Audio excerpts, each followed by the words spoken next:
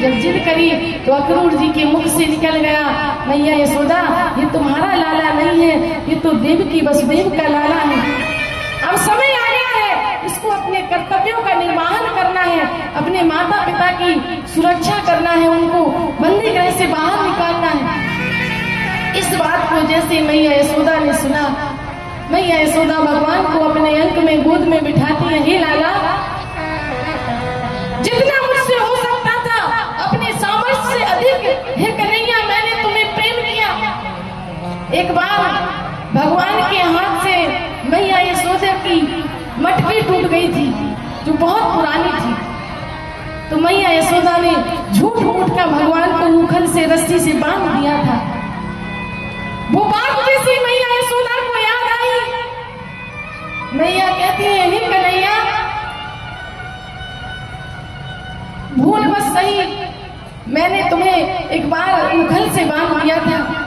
हे मैया, हे कन्हैया, जितना हुआ उतना प्रेम मैंने तुम्हें दिया। कन्हैया अपनी मैया से मेरी शिकायत मत करना। और जैसे ये बात मैया यशोदा ने कही, सुखदेव जी महाराज कहते हैं राजन, जो भगवान कभी नहीं रोते हैं, जो प्रभु कहते हैं भगवान कृष्ण राम जी के जीवन को तो सब जानते हैं कि उनके जीवन में कितने दुख थे, लेकिन कृष्ण भगवान को सब ये समझते हैं कि उन्होंने जीवन में बहुत लीलाएं की, बहुत प्रसन्न रहते थे। लेकिन राम से अधिक कष्ट भगवान कृष्ण के जीवन में था। यदि देखा जाए, जिस बालक का जन्म कहीं और हो और बचपन से माता पिता को छोड़कर पलना कहीं और पड़े 11 वर्ष तक, और दुर्भाग्य देखिए जिन मैया बाबा ने, जिन नंद बाबा ने, जिन मैया यशोदा ने प्राणों से अधिक प्रेम देकर पाला, एक समय वह आया कि उन माँ बाप को भी छोड़कर जाना पड़ा, तो क्या भगवान को कष्ट नहीं हुआ होगा? इतना राम जी को वनवास जाते समय कष्ट नहीं हुआ होगा जितना कष्ट भगवान कृष्ण को गोकुल छोड़ते समय हुआ। मैया ने जब कहा कि हे कन्हैया तुम अपनी मैया से जाकर मेरी शिकायत मत लगाना, तब कन्हैया रोने लगे, भगवान रोने लगे, हे मैया ये तुम कैसे कह सकते हो? मैया जितना प्रेम तुमने मुझे दिया है, मैया इतना प्रेम मेरी माँ देवकी भी मुझे कभी नहीं दे सकती थी। हे माँ, हे मैया, मैं इस जीवन में तो क्या मैं 100 जन्म भी ले लूं, पर मैया मैं आपके ऋण से कभी पूर्ण नहीं हो सकता हूँ, मैं आपके प्रेम का ऋण कभी चुका नहीं सकता।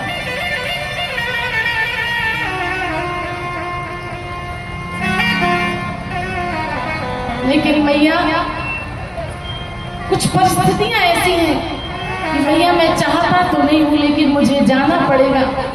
मैया आप मुझे विवश मत करिए, क्योंकि ऐसी बात नहीं है कि प्रेम मैं साफ करती है, प्रेम मैं भी करता हूं। इसलिए मैया मुझे जाने दीजिए, मुझे विवश मत करिए, मैं जा नहीं पाऊंगा। पूरी रात मैया ने रोते रोते व्यतीत कर दी। जब जैसे ही दरवाजे को खोला गया नंद महल के, सारे ब्रजवासी भगवान के साथ खेलने वाले छोटे छोटे ग्वाल सखा खड़े हुए हैं, गोपियां खड़ी हुई हैं और राधा रानी खड़ी हुई हैं। बोल कुछ नहीं रहे हैं, लेकिन आंखों से सब भगवान से सवाल कर रहे हैं, प्रभु ये जुदाई का दर्द जो हमें आप देकर जा रहे हो, हे कन्हैया इसको हम कैसे सहेंगे? मुश्किलें हैं सहने करना ये दर्द जुदाई का,